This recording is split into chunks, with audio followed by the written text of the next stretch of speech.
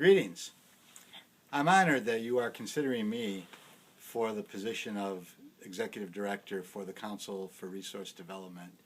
And I've enjoyed immensely learning about the Council from Dr. Wilburn and from your website, and the industry at large, in fact. Dr. Wilburn requested that the 7-minute video address membership, member and board relations, and conference and event planning. My objective is to provide a general overview, followed by a brief summary of strategies addressing each topical area. Remember the Robert Redford movie, Field of Dreams? If you build it, they will come. Please remember that catchphrase. Just hold that thought. Your strategic plan is a clear roadmap for what you hope to accomplish institutionally. Increase value-added services for members. Strengthen the organization and their institutions to better serve the members. And deliver high-quality and relevant programming. The plan is a great start, but what it doesn't address is why does it matter that the council becomes more valuable? What changes in the worlds of community colleges and society at large is the association trying to accomplish? A report was published in May this year by the Century Foundation called Bridging the Higher Education Divide. The report said that community colleges today serve about 44% of the country's college population. They also do a great job serving disadvantaged populations, but they are dramatically underfunded. The report states that two-year colleges have opened the doors of higher education for low-income and working-class students as never before. And yet, community colleges often lack the resources necessary for student success.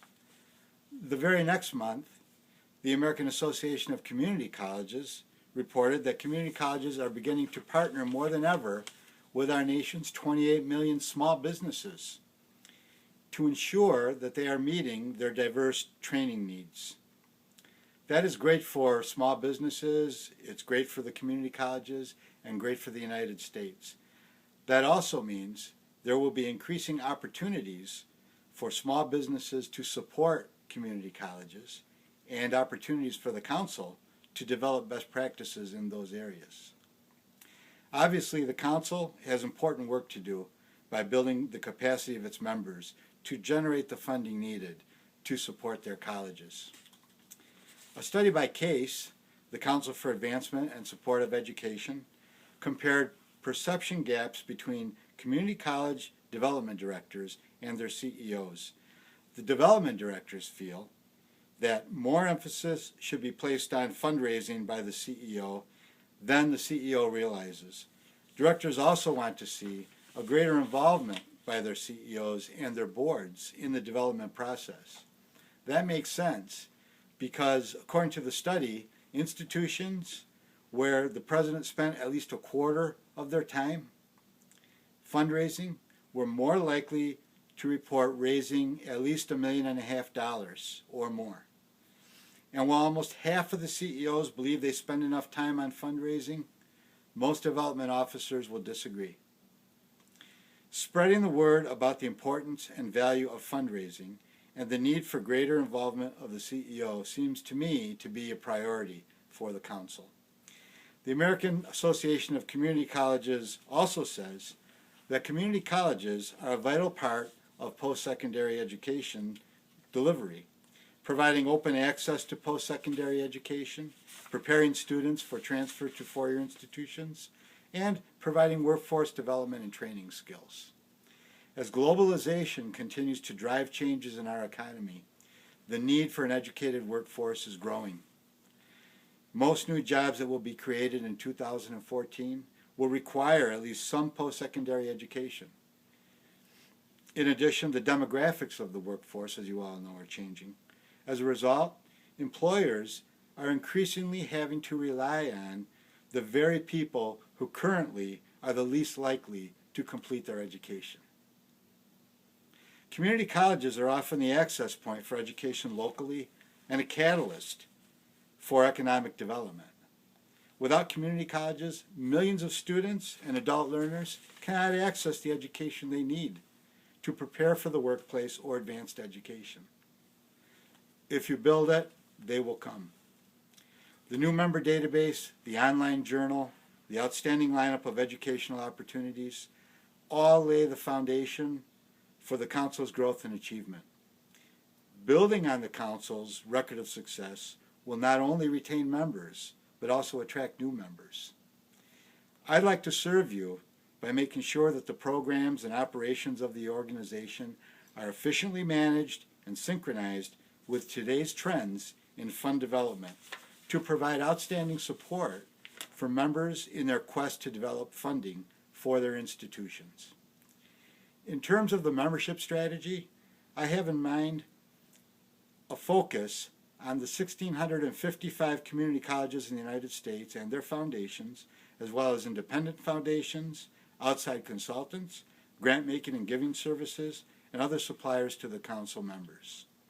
The strategy will initially focus on the database, the heart of any association, and will include calling on the board to approve formation of a membership committee, creating campaigns involving existing members, building awareness by building alliances with other associations, leveraging social media and other membership marketing activities, as much as the budget will allow, actually.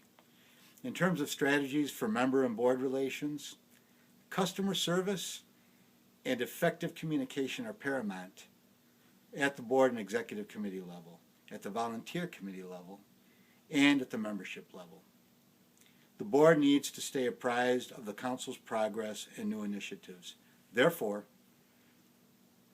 regular reports, ongoing communications, those type of activities should be standard operating procedures.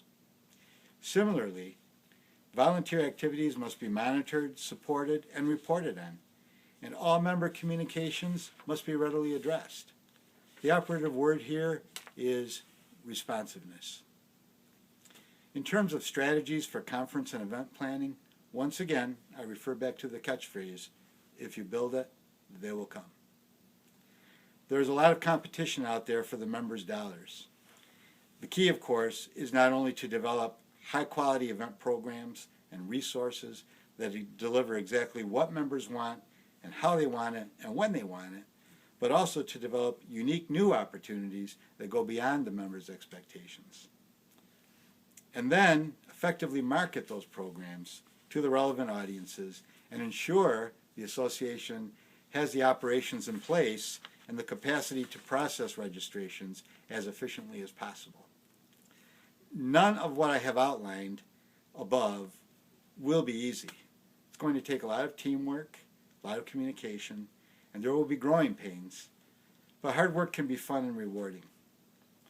Dr. Wilburn performed a background check on me, but I have to confess something that I stole.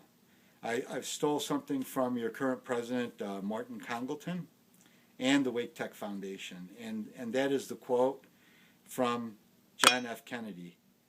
Each time a man stands up for an ideal or acts to improve the lot of others, he sends forth a ripple. Those ripples build a current which sweep down the mightiest walls.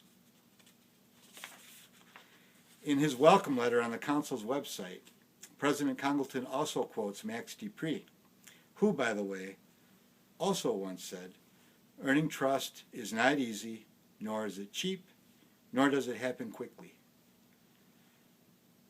Earning trust is hard and demanding work. Trust comes only with genuine effort, never with a lick and a promise. I hope to have the opportunity to earn your trust and to send forth a ripple. Together we can build a current of success for the community colleges, for the members, and for the association. I can promise you that I will work diligently and ethically to advance the mission and vision of the Council for Resource Development. Thank you for your time.